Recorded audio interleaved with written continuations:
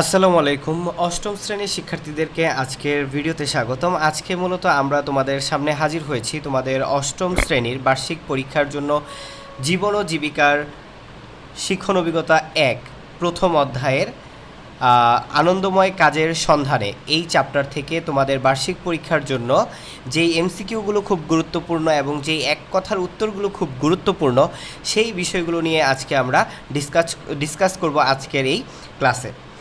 শিক্ষার্থীরা, তোমরা দেখতেই পাচ্ছ যে এখানে আমরা নৈবিত্তিক অভিক্ষা অর্থাৎ বহু নির্বাচনী প্রশ্ন এবং এক কথায় উত্তর, এগুলোর মান হচ্ছে ১ এবং এইগুলো তোমাদের টোটাল থাকবে হচ্ছে ২৫টা, ১৫টা বহু নির্বাচনী এবং 10টি হচ্ছে কি বলতো শিক্ষার্থীরা, 10টি হচ্ছে তোমাদের এক কথায় উত্তর।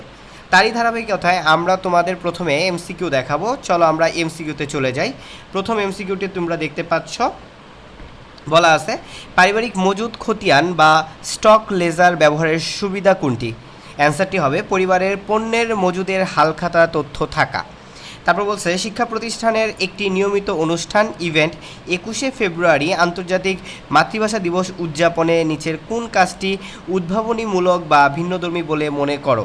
সেটা হচ্ছে সুবিধাবঞ্চিত শিশুদের প্রমিত বাংলা শেখানোর উদ্যোগ। এরপর শিক্ষার্থীরা আমরা যথানিয়মে দেখব আমাদের ৩ নম্বর প্রশ্ন, মজুদ খতিয়ানে নিচের কোন বিষয়টি উল্লেখ থাকে না?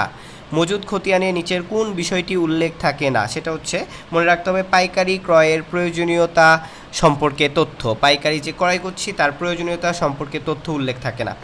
এরপর হচ্ছে ফায়ার ড্রিলের বাহিনীতে আহত লোকদের উদ্ধারকারী দলকে কি দেখে শনাক্ত করা যায়?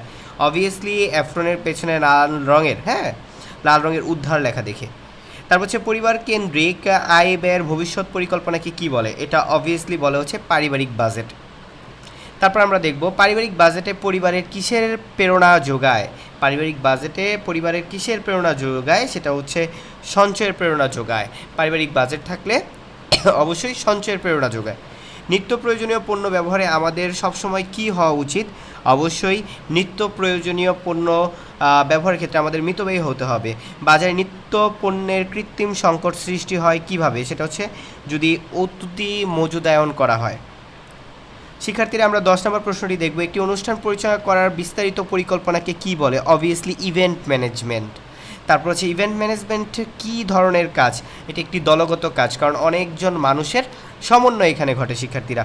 তারপর দেখো কনভেন্সি শব্দের অর্থ হচ্ছে আকৃষ্ট করা।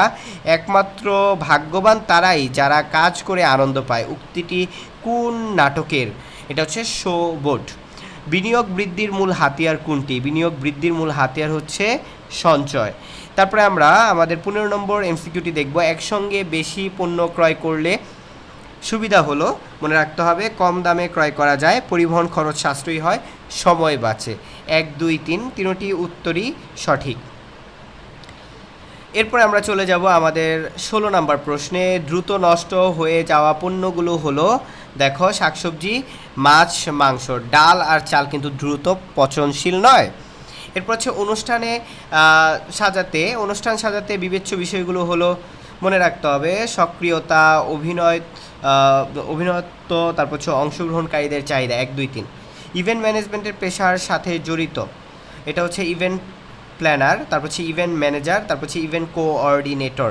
১, ২, ৩ তারপরে খেয়াল করো নিচের উদ্দীপকটি পড়ে ১৯ ও ২০ নং প্রশ্নের উত্তর দাও। রনি অষ্টম শ্রেণীর ছাত্র, সে তার ক্লাসের ক্যাপ্টেনদের দায়িত্ব পালন করে। অভিভাবক সমাবেশ উপলক্ষে স্কুলে মাঠ সাজানোর দায়িত্ব তাকে সহ ৩ জনকে দিয়েছে হেড স্যার।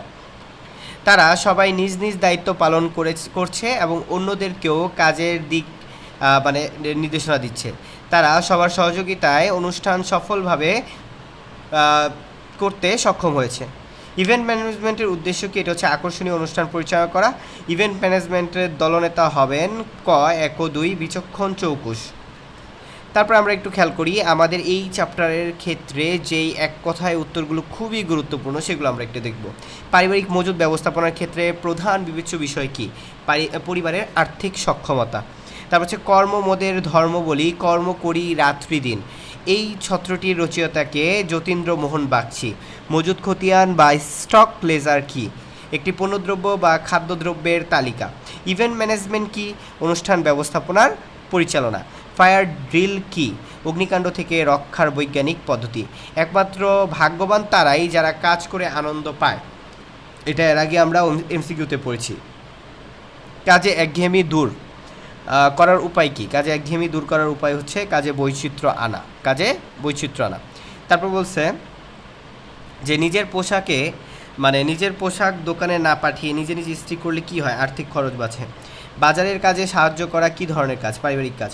নিজের জামা কাপড় নিজে পরিষ্কার করা কি ধরনের কাজ? নিজ কাজ।